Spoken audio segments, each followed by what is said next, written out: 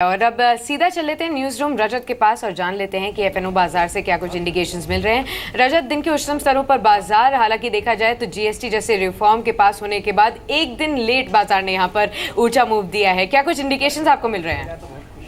पिछले हफ्ते जिस लेवल पे बंद हुए थे वो लेवल था 8638 और 8638 पे ही कामकाज कर रहे हैं, यानी कि इस हफ्ते जो एक गिरावट आई थी बाजार ने उसको एब्जॉर्ब किया और पिछले हफ्ते क्लोजिंग लेवल पे कामकाज हो रहा है। इनडिसीजन है मार्केट पे, कंप्लीटली इनडिसीजन।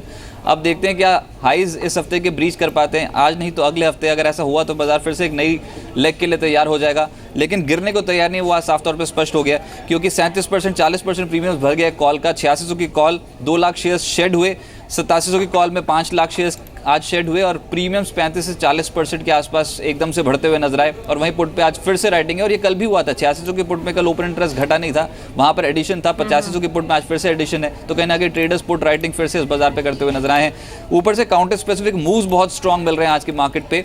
मेटल स्टॉक्स जिसमें आउटशाइन कर रहे हैं और ओपन इंटरेस्ट बहुत स्ट्रॉन्ग आज बढ़ता हुआ नजर आया। हिंदुस्तान जिंक में 27% ओपन इंटरेस्ट, यानी कि 13 लाख शेयर्स जुड़े हैं।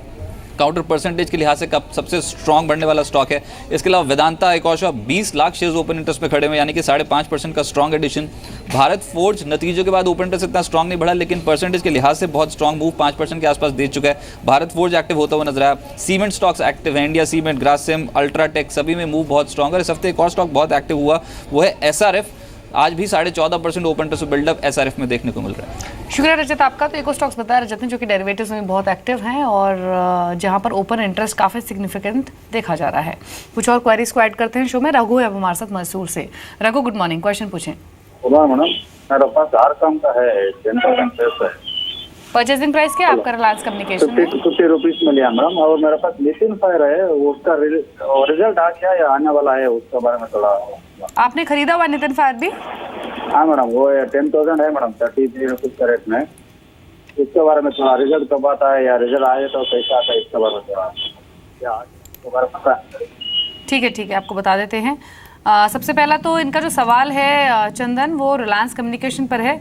52 रुपये की खरीद है इनकी और स्टॉक अगर अभी देखें तो 49.95 के लेवल्स पर ट्रेड कर रहा है। दूसरा नितिन फायर में भी इनकी पोजीशन बनी हुई है और रिजल्ट्स इनको जानना चाहते थे। आपको बता दें जो कंपनी के रिजल्ट्स हैं वो 8 अगस्त यानी मंडे को अनाउंस होंगे, तो मंडे को नंबर्स जारी होंगे।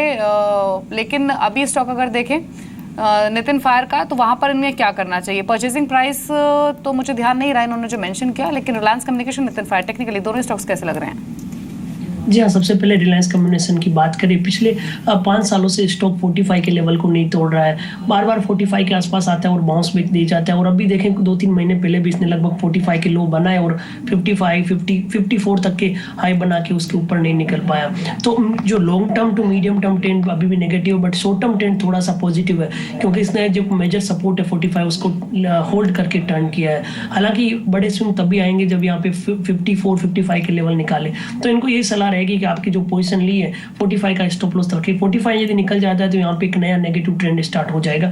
वहीं यदि 55 निकलता है तो यहाँ पे होप है कि एक नई 20-25% की रैली आएगी जो 65 रुपए से 70 रुपए तक लेके जा सकती है। तो 45 और 55 दो इंपॉर्टेंट लेवल है स्टॉक के लिए, वो आपको ध्यान रखने पड़ेंगे।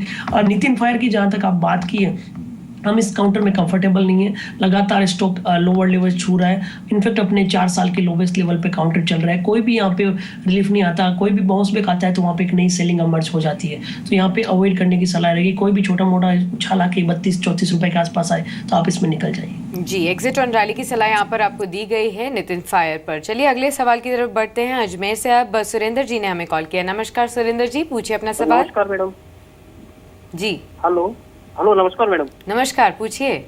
ये मैडम मेरे जेपी एसोसिएट्स के 10,000 शेयर 11 रुपए 70 पैसे में मैंने परचेज करे हैं। तो मैडम आपके चैनल पर ही कुछ दिन पहले इसको कुछ डिफॉल्टर बताया गया था, तो मैं उसको होल्ड रखूं या इसको सेल करके निकल जाऊं? जी बिल्कुल सुरेंद्र जी, आपको बता दें कि पूरे ही ग्रुप पर काफ़ी ह्यूज डेट कंसर्न्स बनी हुई हैं, ह्यूज प्लेजिंग है प्रमोटर्स की, जिसकी वजह से हमने आपको यहाँ पर आगाह ज़रूर किया होगा जेपी ग्रुप के एसोसिएट्स स्टॉक्स पर भी और जेपी एसोसिएट्स पर भी। चलिए आपको राय दिलवा देते हैं। चंदन, जेपी एसोसिएट्स पर फिलहाल इनको मुनाफा हो रहा है, क्वांटिटी इनके पास अच्छी खासी है, 10,000 शेयर्स हैं, 11.70 पर खरीदा हुआ है, अभी 12.20 पर चल रहा है। इनके लिए क्या सलाह होगी? देखिए सुरेंद्र जी, जेपी एसोसिएट एक ऐसा काउंटर है जो लगातार एक बेयर ग्रिप में मिल रहा है। यदि आप पिछले 7-8 सालों का रिकॉर्ड देखें तो 340, 335 तक के लेवल इसमें हुआ करते थे और लगभग 12 रुपए के आसपास चल रहा है। कुछ महीने पहले इस काउंटर ने 5 रुपए, 5.5 रुपए के बॉटम भी बनाए थे। तो जरूर आप उस हिसाब से देख रहे हैं कि 5 रुपए में रिस्क रिवॉर्ड फेवर कर रहा है, बट इस काउंटर का ट्रेंड काफी नेगेटिव है। फिलहाल जिस हिसाब से कंपनी की परफॉर्मेंस है, यहाँ पे कोई भी रिलीफ नहीं देखने को मिल रही है। और दूसरा देखें कि निफ्टी ने लगभग 25-27% की रैली नीचे से दिखी है, बट इस काउंटर में कोई मेजर रिकवरी नहीं देखने को मिल रही है। वो भी साफ संकेत दे रहे हैं कि इसका ट्रेंड है वो बेयर ग्रिप में। तो आपने क्वांटिटी लिया और लकीली आप प्रॉफिट में, वो सलाह ये रहेगी आप एक्सिट हो जाइए।